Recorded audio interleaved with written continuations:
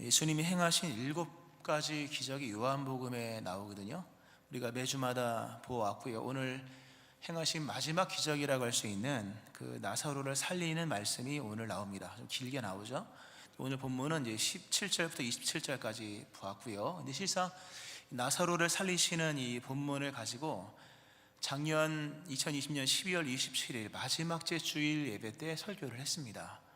아마 그때 말씀하면 기억날 겁니다. 그때는 제목이 네가 믿으면 하나님의 영광을 보리라 하는 제목이었고요. 나사로를 살리시는 그 무덤에 가셔서 살리시는 장면을 설교 말씀을 통해 전했습니다. 몇 가지 전했고요. 아마 기억하실 겁니다. 부활은 늦은 법이 없다. 예수님이 죽은 자 살리는데 늦는 법이 있겠습니까? 4일이 아니라 40년 된 사람도 살릴 수 있는 거기 때문에 부활은 늦은 법이 없다 하는 말씀을 전했고, 또 하나는 믿으면 하나님 영광을 보리라 말씀하면서 예수님이 우리에게 원하시는 믿음은 나사로를 살리는 믿음이 아니라 돌문을 여는 믿음이다. 나사로를 살리는 것은 예수님이 하실 일이고 예수님은 그런 것까지 요구하지 않으신다. 우리에게 믿으라고 하신 그 믿음은 예수님이 살리실 줄로 믿고 돌문을 여는 믿음이에요. 우리는 돌문만 열 수 있는 믿음, 그 정도만 있으면 예수님은 나사로를 살리시는 거죠. 우리는 내가 나사로를 살려야 되는 것처럼 생각을 해서 돌문조차 못 열지만 예수님은 돌문을 여는 믿음만 요구하십니다.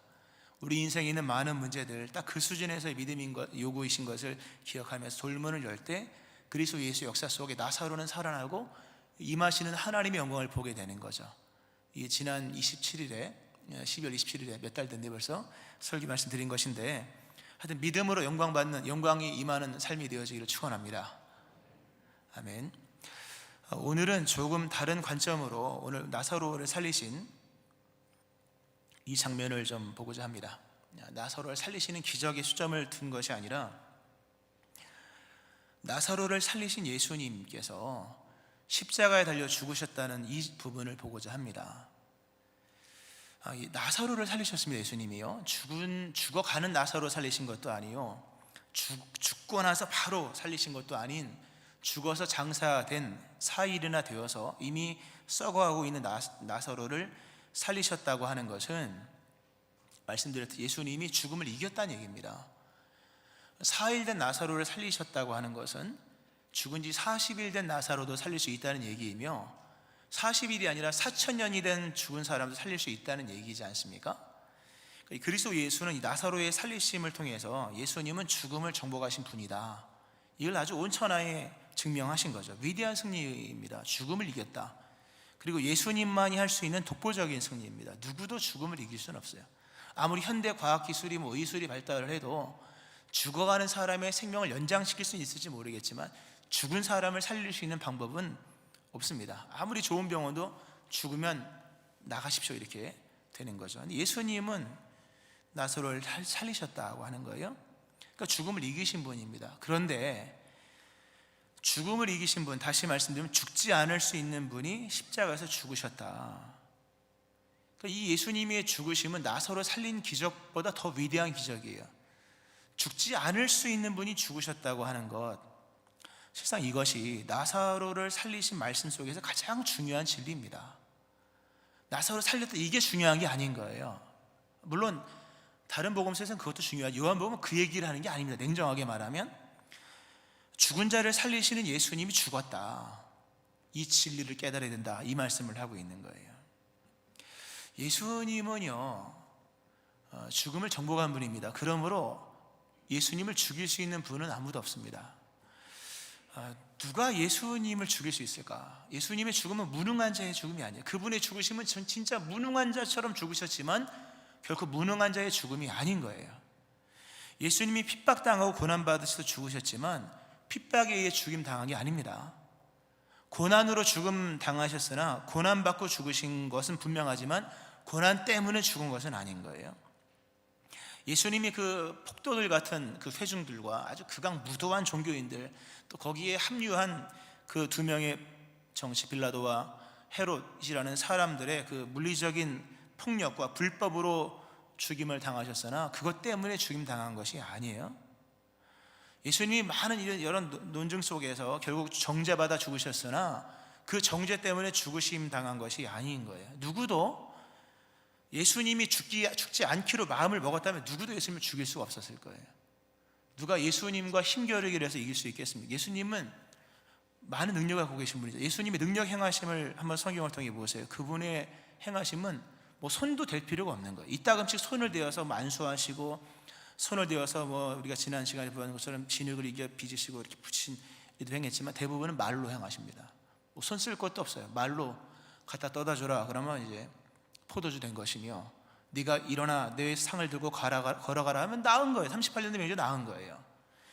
그러니까 물리적으로 예수님을 이길 수 있는 사람 아무도 없습니다. 어떤 피조물도 어떤 권세도 예수님을 끌어당겨 죽일 수 있는 사람은 없는 거예요. 또 예수님이 행하신 모든 일은 다 선하신 일이므로 예수님이 죽어야 될 정당한 정죄는 없는 거예요. 결국 예수님의 죽으심은 선택인 거예요. 누구의 선택? 본인의 선택. 본인이 선택하셨기 때문에, 죽기로 작정하셨기 때문에 죽일 수 있었던 것이지 고난과 핍박의 문제가 아니라고 하는 겁니다. 이게 중요한 얘기입니다. 죽지 않으실 수 있는 분이 죽으신 것은 스스로의 선택이신데, 그 죽지 않으실 수 있는 예수님이 도대체 무엇 때문에 죽으셨을까? 이걸 좀 생각을 해봐야 됩니다. 우리가 사순절 묵상을 하는데 그의 죽으심을 묵상하는 거잖아요. 그럼 그의 죽으심을 묵상한다 할 때 도대체 어디까지 묵상을 해야 될까? 나의 죽음까지 묵상을 해야 됩니다. 사도 바울이 많이 쓴 표현, 그의 죽으심은 곧 나의 죽으심이다. 그의 십자가의 죽으심은 나의 죽음이다. 그러므로 그의 부활은 나의 부활이다. 이렇게 얘기가 되죠. 예수님의 죽으심은요, 그냥 힘없는 자의 죽으심이 아닌 거예요. 목적이 있는 죽으심인 거죠. 그것은 바로 단 하나, 나를 살리시기 위한 거예요. 예수님이 이 땅에 오신 목적이 뭐라고 생각하십니까? 죽으러 오신 거예요. 그분이 죽으러 오셨기 때문에 십자가에 달려 죽으신 거예요. 만약 예수님이 죽으러 오시지 않으셨다면 누구도 예수님을 죽이지 못하셨을 거예요. 예수님이 십자가에 달려 무참하게 죽으신 것은 죽기로 작정하고 각오하고 길을 쓰고 죽기 위해서 오신 거예요. 이상하죠? 왜 그랬을까? 내가 죽음의 위기에 처해 있기 때문인 거예요. 예수님 이 땅에 오실 때 단 하나 생각하고 오신 거예요. 내가 죽는다. 우리 각자죠. 우리를 얘기할 수도 있고, 뭐 우리 모두를 얘기할 수도 있고, 개인화시켜서 나를 얘기할 수 있는 건데, 예수님 이 땅에 오실 때 하나 생각하고 오셨습니다.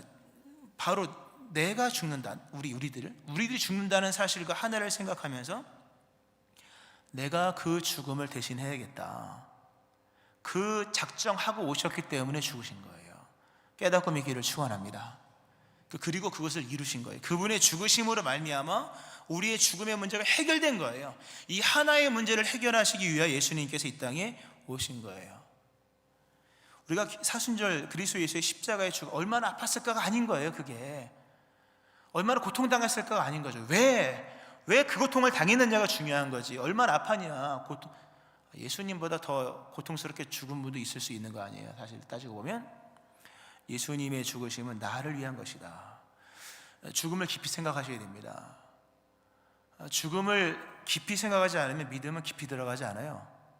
예수님이 이 땅에 오신 이유는 죽으러 오셨는데 그 죽으심을 묵상하지 못한다면 무슨 믿음이 생기겠으며, 그분의 죽으심이 나를 위한 것인데 나의 죽음을 모른다면 나의 죽음의 어떤 깊이 있는 의미를, 그 심각함을 깨닫지 못하는 사람이 무슨 믿음의 깊이가 있겠습니까?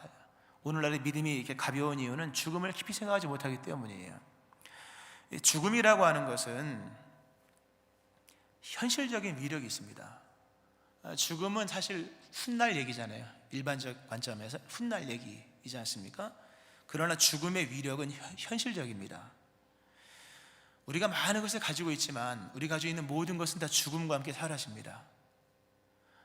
아무리 많은 돈을 갖고 있어도 죽은 사람은요, 돈 하나 가지고 가지 못합니다. 죽음은 모든 것을 소멸시킵니다. 죽음은 불과 같아요. 다 사라지게 만듭니다. 그걸 모든 사람이 알죠. 죽음과 함께 모든 힘은 무력화됩니다. 사람들은 죽음을 두려워해요. 그래서 사람들은 어떻게 하면 안 죽을까 이 고민을 합니다. 새벽에도 말씀을 드렸었습니다만, 사람들은 난 죽음이 안 무서워 이렇게 얘기를 하거든요. 난 죽는 게 두렵지 않아. 다 거짓말이에요. 내일 염려를 하는 사람들은 다 죽음을 두려워하는 사람이에요. 인간의 내일은 뭡니까? 궁극의 내일은 죽음인 거예요. 내일 무엇을 먹을까, 무엇을 마실까 염려하지 말라. 그거는 생필에 관한 얘기가 아닌 거예요. 그건 죽음에 관한 얘기예요. 사람 다 죽거든요. 내일에 관한 근본의 두려움은 죽음이 두려운 거지. 내일 뭐 먹고 뭐 마실까. 사실 왜 무엇을 먹을까 마실까를 생각합니까? 죽을까 봐 그런 거예요. 그러니까 결국 우리의 삶 속에서 많은 사람들은 죽기를 무서워함으로 한편에서 종로로 타는 거예요. 많은 사람이 인생에 계획을 세우죠.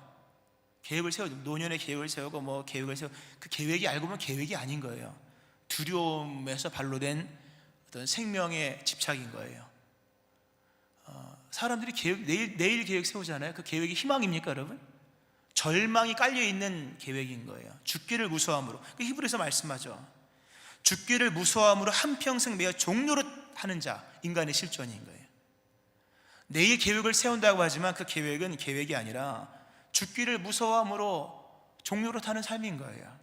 예수님 이 땅에 오심은 말씀하죠. 자녀들은 혈과 육에 속하였으며 우리 그도 또한 같은 모양으로 혈과 육을 함께 지니심은 죽음을 통하여 죽음의 세력 잡은 자 마귀를 멸하시며 또 죽기를 무서워함으로 한평생 매어 종로로 타는 모든 자들을 놓아주려 하심이라.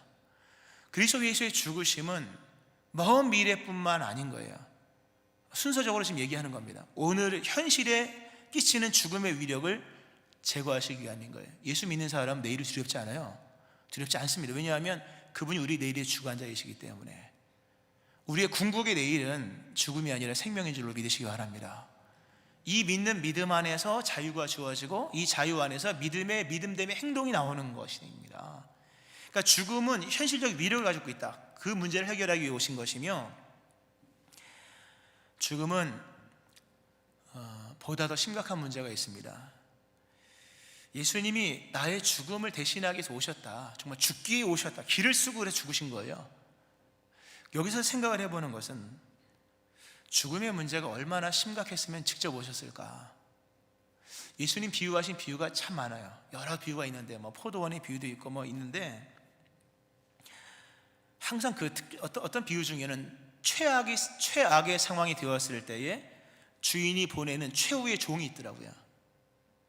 최악의 상황이 되었을 때 주인이 보내는 마지막 종은 아들이더라고요. 보면 우리 지난주 큐티에도 나오지 않습니까? 악한 그 포도 그 소장농들 새를 안 바치니까 종들을 보냈다 때려 죽이고 뭐 잡아 죽이고 맨 마지막에 아들 보내죠. 아들을 보냈다고 하는 것은 최악의 상황일 때 아들 보내는 거거든요. 하나님의 아들이 이 땅에 죽음의 문제를 해결하기 오셨다고 하는 것은 인간에게 닥쳐온 죽음이 최악의 상황이라는 것을 의미하는 거예요. 잘 묻고 깨닫기를 축원합니다. 최악의 상황이 아니라면 예수님 오시지도 않았을 겁니다. 그러니까 최악의 상황이니까 오신 거예요. 이게 말세라 그래요. 성경은요. 1절에 말씀드렸죠. 불이 났을 때 소화기를 끌 불이 있지만 119가 오면 불 심각한 거다. 헬기까지 동원되면 큰 불이다. 예수님이 오셨다고 하는 사실, 인간에게 있는 죽음이라고 하는 문제가 심각한 문제라고 하는 거예요. 죽음은 자연법칙이 아닙니다. 안 믿는 사람들은 생로병사, 사람은 태어나서 나이 들고 병들어 죽는다. 그 죽음의 의미는 안 믿는 사람들의 개념 속에서는 식물이 시들어가는 것과 같고 새가 죽는 것과 같고 짐승이 죽는 것처럼 죽으면 끝이야. 흙으로 돌아가. 자연법칙이죠. 그렇게 생각하면 죽음이 별로 두려울 게 없어요. 일반이니까. 그러나 인간의 죽음은 다른 피조물들의 죽음과는 다른 개념인 거예요. 자연법칙이 아닌 거예요. 인간의 죽음은 형벌적인 사건인 거예요. 형벌인 거예요. 그러면 죽음부터 뭡니까? 진짜 본격적인 형벌이 가해지는 거예요. 그 죽음은 사망인 거예요. 생명의 단절만이 아니라 모든 총체적 의미 속에서 죽음은 형벌인 거예요. 성경 말씀은 죄의 삭은 사망이다. 그러니까 진짜 죽음의 심각함은 우리가 아직 경험하지 못하는 거예요. 지금은 그림자만 볼 뿐이에요. 나중에 죽고 난 이후에 진짜 심각한 죽음의 문제가 무엇인지를 깨닫게 될 겁니다. 아, 이래서 하나님이 아들까지 보내셨구나. 우리가 죽어서 그 심각함을 볼 것이 아니라 하나님이 아들을 보내셨다는 그 사실 하나를 좀 깊이 생각함으로 죽음이 생각보다 심각하다는 사실을 깨닫고 믿는 은혜가 임하기를 축원합니다. 죽음 이후에 다가올 지옥 이야기는 안 하겠습니다. 말로 해도 설명되지 않는 거니까 지옥은. 그러나 영원한 고통이 따른다는 거예요. 수습이 불가한 문제입니다. 수습이 불가한 문제이므로 구원의 방법을 제시한 거예요. 수습이 가능하면 구원은 제공하지 않았을 거예요. 수습 불가의 문제이므로 하나님이 구원을 제공하신 거예요. 그 역사 속에서만 인간은 죽음의 문제를 해결할 수가 있는 거예요. 깨닫고 믿기를 축원합니다. 예수님이 이런 심각한 문제를 해결하시기 위하여 우리에게 곧 다가올 이 심각성 생각해야 되는 것이고요. 하나 더 본다면, 이 죽음에 관해서 하나 더 본다면, 죽음은 현실입니다. 언제 죽을지 아무도 몰라요. 오늘 17절 말씀에 예수께서 와서 보시니 나사로가 무덤에 있은지 이미 나으리라. 우리 얘기입니다. 지금 우리가 날수를 계산하지만 어느 순간에는요, 죽고 난 이후부터는 죽음 이후에 며칠, 죽음 이후에 이렇게 되는 거예요. 모든 사람은 죽어요. 인정하시죠?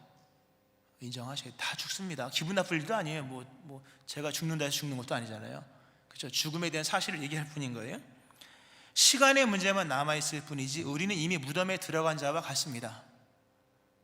그러므로 죽음은 언제나 현실이에요. 죽음은 오늘의 사건인 거예요. 안 죽는 사람이 없는 거예요. 얼마나 남았을까? 내 생명이 얼마나 남았을까? 하여튼 50 넘으신 분들은요, 이제 얼마 안 남은 거예요. 살아온 날수보다 살 날이 적은 거예요. 죽음은 현실입니다. 그것도 피할 수 없는 현실인 거예요. 곧 다가올, 부인할 수 없는 현실이므로, 부인할 수 없는 미래이므로 그것은 곧 오늘의 문제인 거예요. 죽음의 문제는 항상 지니고 다녀야 될, 호주머니에 넣고 다녀야 될 문제인 줄로 깨닫고 믿기를 바랍니다. 이 죽음의 문제를 내일의 문제로만 생각하면 죽음 준비할 수 있는 시간이 없어요.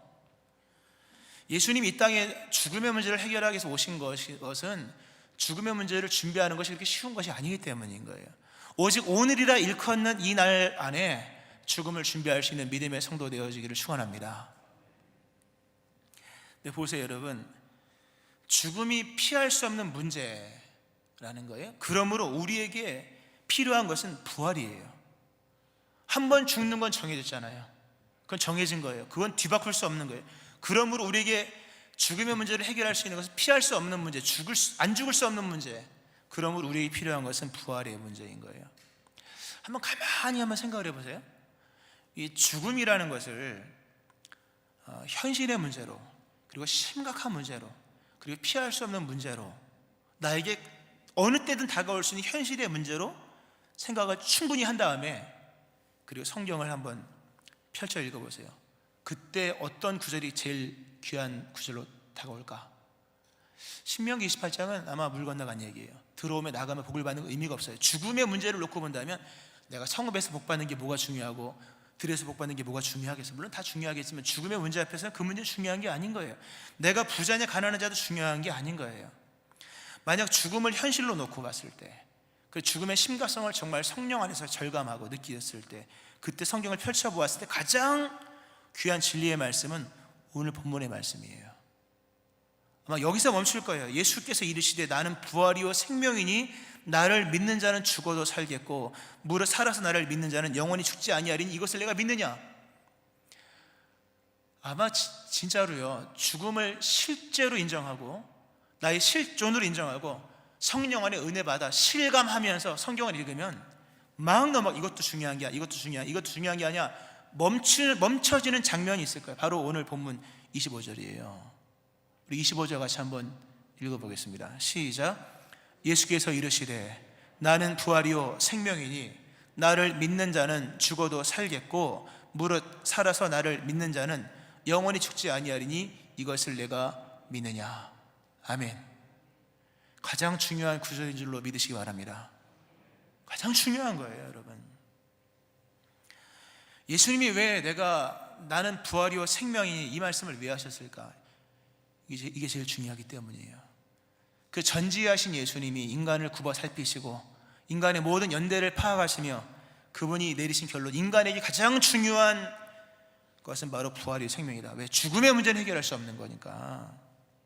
예수 믿기를 축원합니다. 예수님은 부활이요 생명입니다. 참 감사해요. 그분은 생명인데 그 앞에 부활이 있어요. 우리에게도 생명이 있잖아요. 우리의 생명과 예수님에게 있는 생명이 다른 게 뭐가 다르겠습니까? 우리에 있는 생명은 곧 죽는 거잖아요. 예수님은 죽음을 이기신 부활인 것입니다. 똑같은 생명 같지만 그분에게는 부활이 있는 것입니다. 그러므로 예수님에게는 산자와 죽은 자나 구별이 없는 거예요. 대단한 말씀이에요. 그분은 죽은 자를 살릴 수 있는 분이에요. 그러므로 그분에게는 살아있냐 죽었냐의 별 의미가 없어요. 부활이 있다면, 그러니까 이 중요해요. 부활이 있다면, 내게 부활이 있다면 나의 살아있음과 나의 죽음에 대한 구별이 없는 거예요. 왜냐하면 살 것이기 때문에. 말씀을 좀 정리를 합니다. 예수님의 능력이 무엇일까? 예수님의 능력은 부활과 생명입니다. 현실적으로 얘기한다면 예수님은 망하지 않게 하시는 분일 뿐만 아니라 망한 것까지도 일으키시는 분이에요. 할렐루야. 예수님은 파산 나지 않게 하실 수도 있지만 파산 난 것도 일으킬 수 있는 분이라는 거예요. 예수님은 깨어지지 않게 보호하실 뿐만 아니라 깨어져 버린 것도 다시금 회복시키시는 분이에요. 아주 현실적인 얘기를 하는 겁니다. 그리고 더 나아가서 그리스도 예수는 죽은 자를 살리시는 부활의 능력의 주시라는 거예요. 그러므로 예수를 믿으면 오늘의 삶 속에서 부활을 경험할 뿐만 아니라 곧 다가올 현실의 문제, 죽음에서도 우리를 건지시는 분이며, 단순히 죽고 살아나는 부활 생명에 관한 얘기뿐만 아니라 질적 의미 속에서 죽음 이후에도 영원한 행복, 천국이 그리스도 예수 안에서 우리에게 주어지는 거예요. 할렐루야. 말씀을 좀 맺습니다. 예수님 이 땅에 왜 오셨을까? 죽지 않을 분이 왜 죽었을까? 오늘 설교 제목처럼 죽은 자를 살리신, 나사로를 살리신 이가 왜 죽으셨을까? 우리의 죽음을 대신하기 위하여. 이게 첫 번째 답이었고요. 하나 더 좀 생각이 나더라고요. 그것은 우리를 사랑하시기 때문인 거예요. 그런 생각이, 얼마나 사랑했으면 대신 죽을까? 여러분 한번 생각해 보세요. 여러분이 만약에 죽을 자리에 가 있다, 누가 대신하여 죽을 수만 있다면 살아날 수 있다, 만약 그런 법이 있다면 제가 생각을 해봐요. 누가 나를 대신하여 죽어? 내가 만약에 죽음에 처했을 때 대신 죽어줄 사람만 있다면, 내가 생명을 얻는다면 누가 나를 대신하여 죽을까? 별로 없을 것 같아요. 장로님들이 저를 위해 죽으실까?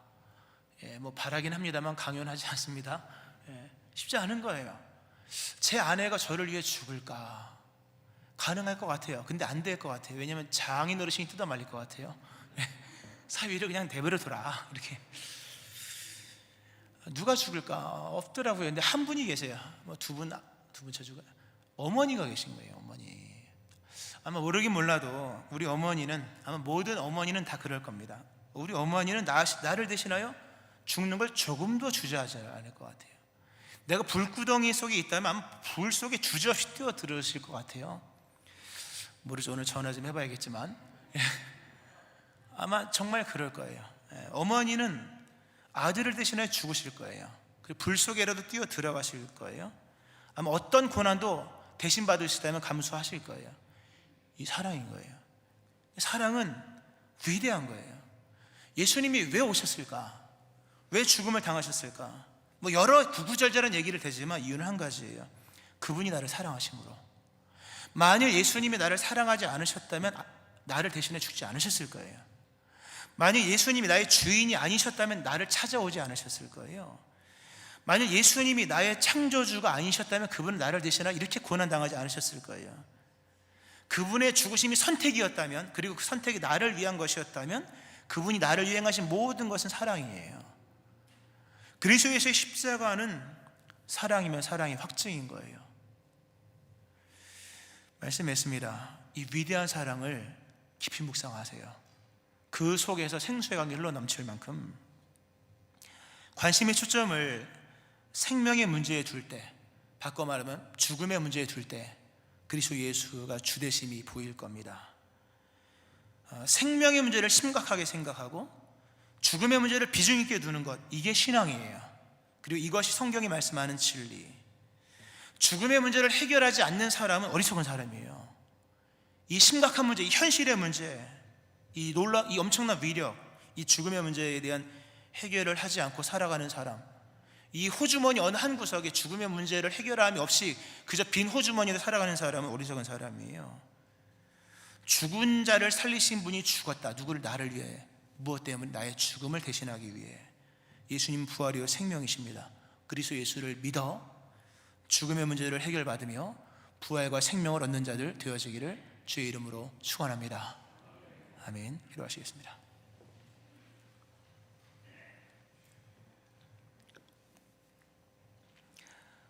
그리스도 예수께서 죽은 자를 살릴 수 있는 전능자이심에도 그렇게 기어코 죽으신 것은 선택이시며 이유 있는 것인데, 우리를 살리시기 위한 대속적인 죽음이며 우리를 사랑하심으로 행하신 위대한 사랑이 확정인 것인데, 오늘 예수님을 모두가 믿어 이 생명을 얻는 자들 되게 하여 주옵소서. 아직도 예수님을 믿지 않는 사람들이 있다면 그리스도 예수를 주로 고백하며 이것을 내가 믿느냐 물으시는 주님의 말씀에 응하여 그리스도 예수를 구주로 영접함으로 죽음에서 생명으로, 사망에서 구원으로 이르는 거룩한 역사가 있게 하여 주옵소서. 이 놀라우신 구원의 은총을 허락하신 그리스도 예수 이름 찬송드리오며, 또 아들을 기꺼이 보내신 하나님의 사랑을 찬송드리오며 존귀하신 예수님의 이름으로 기도합니다. 아멘.